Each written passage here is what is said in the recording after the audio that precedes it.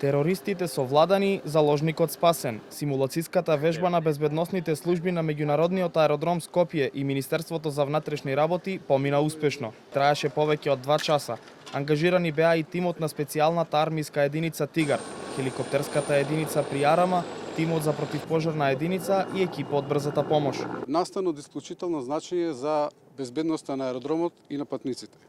Со оваа вежба демонстрираме подготвеност, координација и професионализам во справувањето со потенцијалните закани.